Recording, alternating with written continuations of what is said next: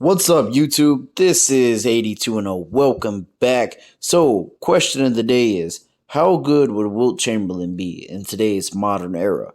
Now, this was a question submitted by one of my subscribers. I try to always answer any question from a subscriber, any video request. So, if you have any, let me know, and I can give my 2 cents. So, what a lot of people I think have forgotten in time, and it's kind of been resurfacing with YouTube, where people are able to research this stuff a lot more easily, is how great of a athlete Wilt Chamberlain was. I don't think, and I don't think people really comprehend how good he was.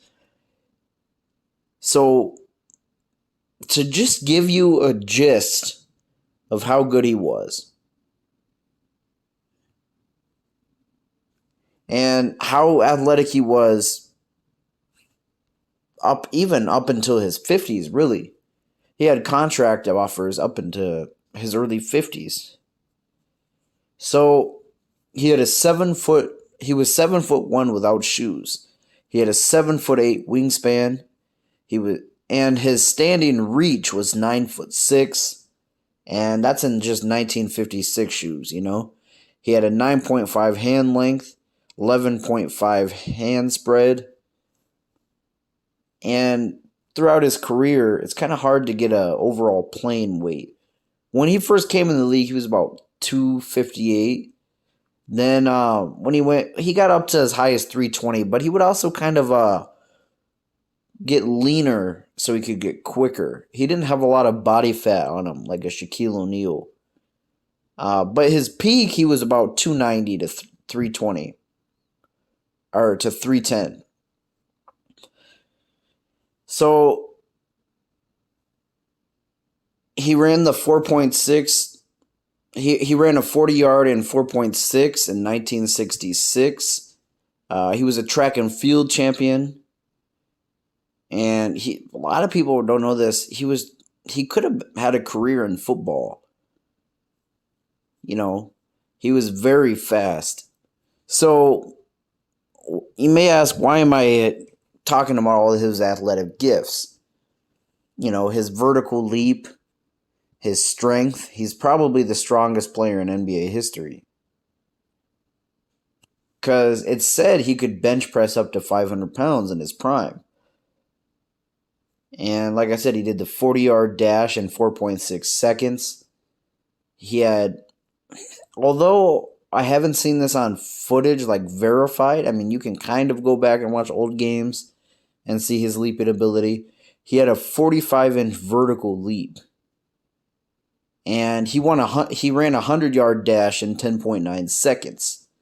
So the reason why I'm talking about his athleticism is, I think what a lot of people don't realize is any player who is so gifted athletically, I think they could be good in any era of basketball. You know, you hear a lot of people say today the game is so predicated on shooting. But then you have guys like Giannis or LeBron or Westbrook that are more athletically driven players. You know? So how good would Wilt Chamberlain be in 2022? So let's just say, as we know, Wilt was drafted in 1959. Let's say Wilt Chamberlain was drafted in 2009, right? And as we all know, his second and final championship was in 1972. So that'd be like the equivalent of him winning this year. So let's try to put his career time frame from 2009 to 2022. How good would he be in the modern era? One criticism I hear a lot of people say when they talk about Wilt is the lack of three-point shooting. And I have seen footage on the Wilt Chamberlain archives where he's just in a practice game, not a practice game, but a practice shoot around with his teammates, and he's just nailing, although they didn't have three-pointers back then, he's just nailing from three-point range one after another.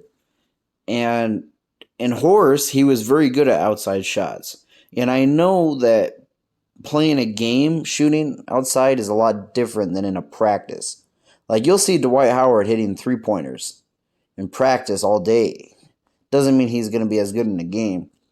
But one thing I think that people with time have forgotten is they paint Wilt Chamberlain as like this loser, right?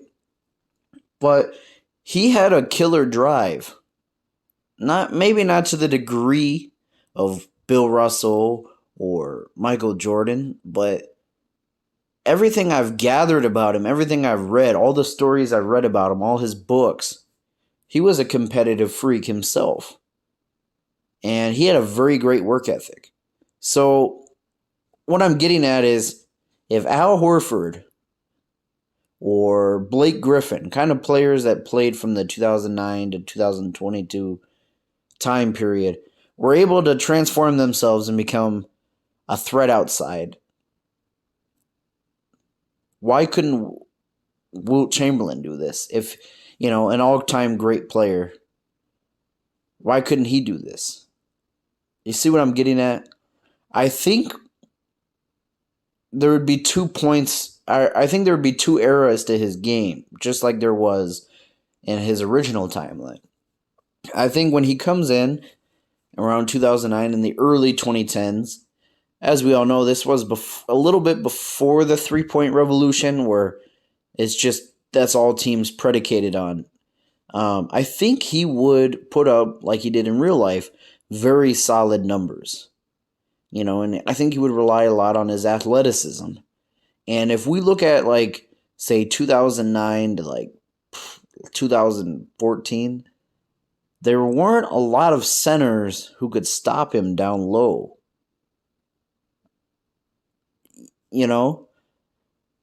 Dwight Howard would probably be his best competition.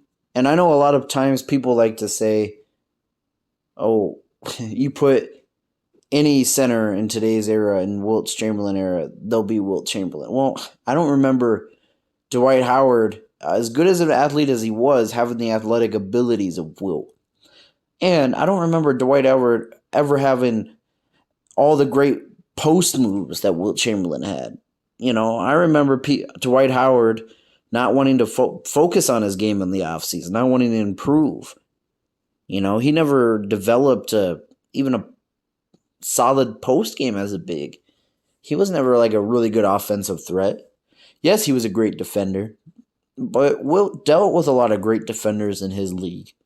You had guys like Nate Thurman that he would play, Bill Russell, later on Kareem Abdul-Jabbar, Willis Reed. So the point I'm trying to make is I think Wilt would be able to handle his own with his athleticism, his post moves, and who knows how much different, you hear this argument a lot, who knows how much different his game would be, had he been born in, say, 1986, rather than 1936. Because he would have had the advancements of modern day training, nutrition. Give him that in the modern era, he'd be pretty unstoppable.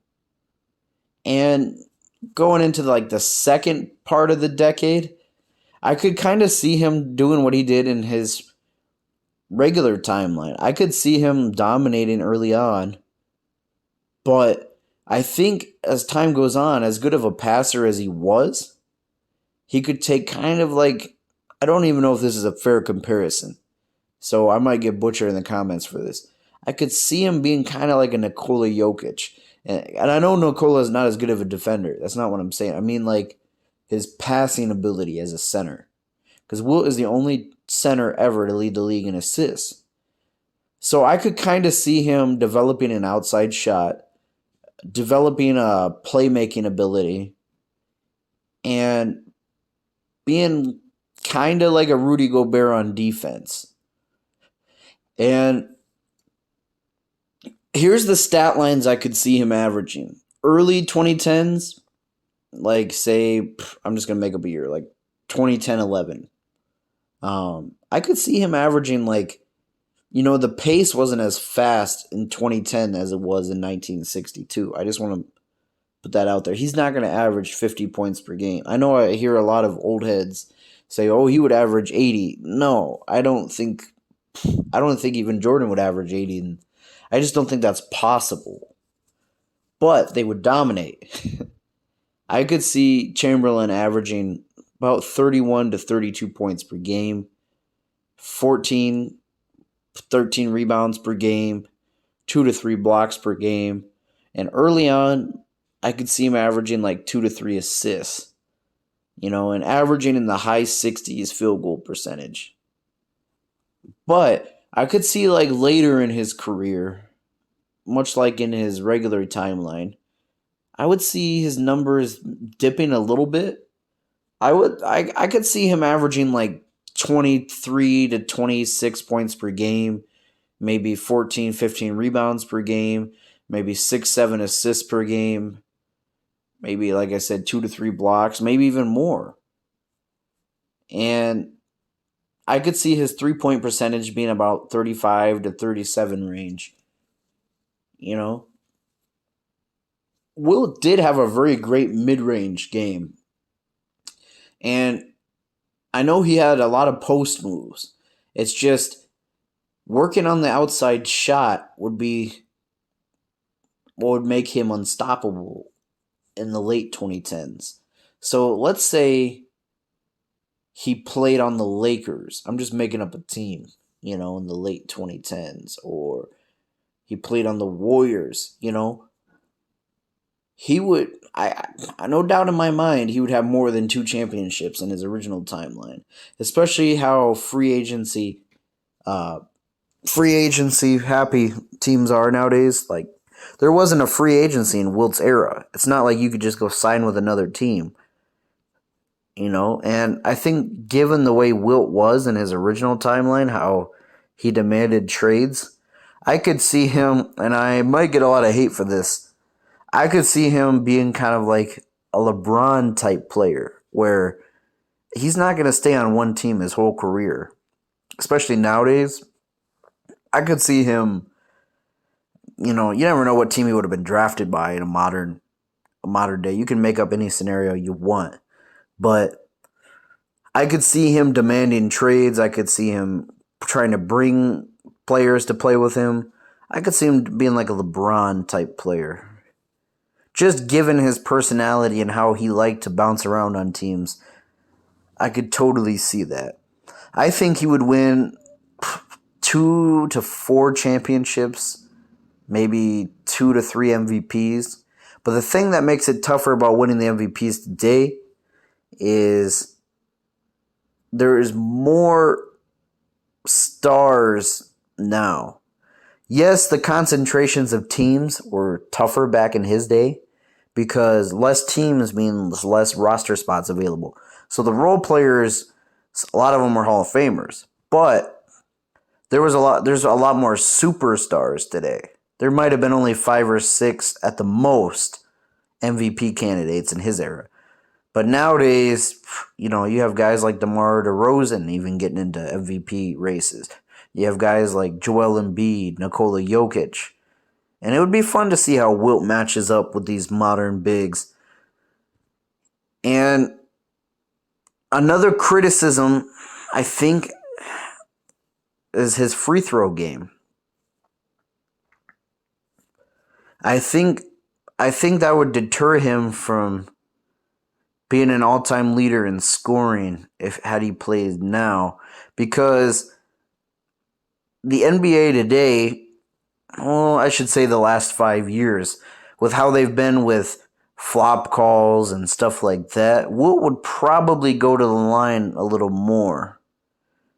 And I think his free throw shooting, he'd either have to really get a handle on it and at least be a decent free throw shooter, or he'd be like a liability late in games.